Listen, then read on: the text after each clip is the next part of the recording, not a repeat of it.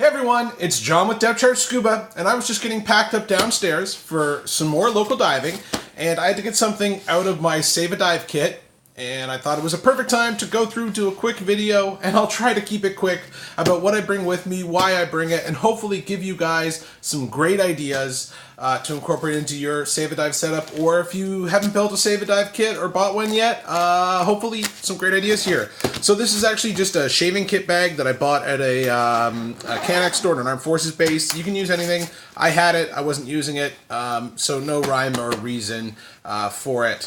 First and foremost, I bring a spare mask, and why I do this is if your mask breaks or you lose it or somebody else does, that solves the issue really quickly by having a whole spare and trying to change out a mask strap. If you just break the strap on something, trying to change out the strap while the boat's moving and all that, much easier, just grab another mask. That's a Pro Blue mask, relatively affordable. I recommend it. I've had great luck with it. Most importantly, it fits my face, and that's really the most important thing. Don't worry about how a mask looks or what fancy features it has, or you can mount a GoPro. It doesn't matter if it doesn't fit. So first tool I have in here is this intermediate pressure gauge. This is from, I believe, Dive Gear Express. They're about $10. Really great to troubleshoot a regulator setup on a boat. Wouldn't want to necessarily use this as a everyday in a professional shop, but better to have it than not.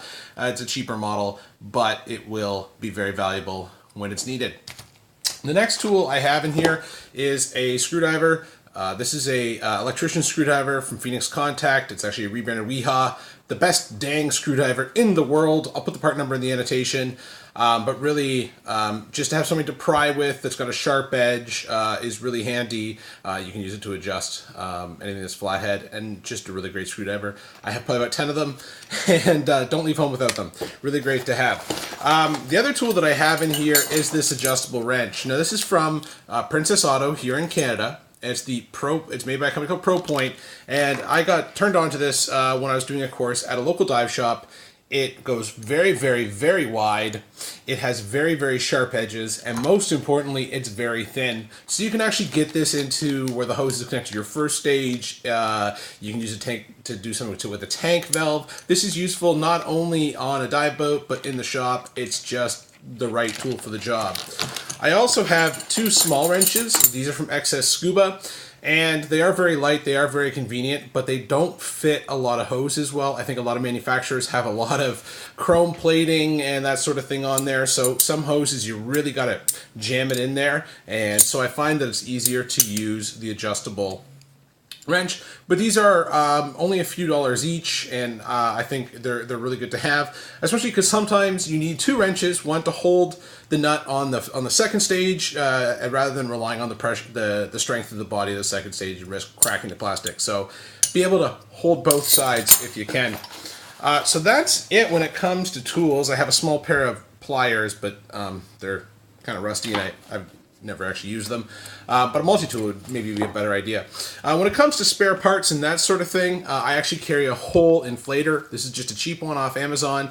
I figured it's a lot easier just to swap it out with the one that's on your BC, and then when you get back home, get the other one replaced with factory parts, properly serviced. But for a couple of dives, the fact that this is a lower end generic part, I would say, is better than missing the dive.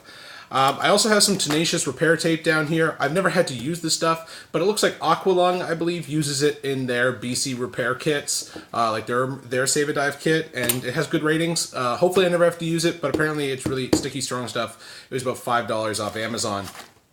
In this bag of tricks, which is just a pencil case, again from Amazon, I have everything from this is mostly BC stuff, so overpressure valves. I have a couple octo holders. I have a little bit of paracord. All these sorts of things that'll come in handy. Some buckles for fins, that sort of thing, as well as an assortment of O-rings. There's two things in here that I do want to point out, however, and that is this right here. It's a tire chuck to BC adapter, so you can help anyone with a flat tire, whether it be a cyclist, a car, that sort of thing. Great thing to do when you're on a dive trip, and you can also use it to blow up your float if you have to use a float. The other thing is this tool. This one is from DSS, but it looks like Piranha Dive Supply and Dive Gear Express have a very similar one. for servicing your BC inflator, tank knobs, couple of for nuts and that sort of thing. I think they're about $3 or something like that, or $4.99 with some O-rings. So very, very well worth having. Could save your butt one day, or save somebody else's dive. And last but not least, I have this little case. It's from a dollar store first aid kit, but this has all my little things and like a shearwater, tooled up my shearwater computer. I normally have a couple of spare double A's and a CR2 for my AI transmitter. A bunch of O-rings, port plugs. This is really the money right here. 90% of the time, if you have a wrench and you have some O-rings and you have my little bag of silicone lubricant, you can solve 75% of problems, whether it be, there's also spare swivel in there, and you can really do a lot with just this, and a wrench. All these other things are solving bigger problems, but anything involving a leak of air leaks and that sort of thing, that'll save your butt 9 times out of 10. Then just some cave line, paracord, some Allen keys, and that sort of thing in there. I think that covers it. Of course, my setup is not conclusive, it's not perfect, but I just wanted to give you some ideas for the things that that you can put in your Save a Dive kit. I'd recommend that you build your own Save a Dive kit. Just get some, you can ask at your local dive shop, or maybe you have an old BC that you can salvage from, that sort of thing. But I think, this is maybe about £5. It didn't cost me more than maybe $40 worth of stuff, plus the mask, and, it saved a lot of dives. Not just for me, but for people that I'm diving with, and it's really nice to be able to help someone. So, hope this encourages you to build a solid Save a Dive kit and get out there and save somebody's dive. All right, dive safe.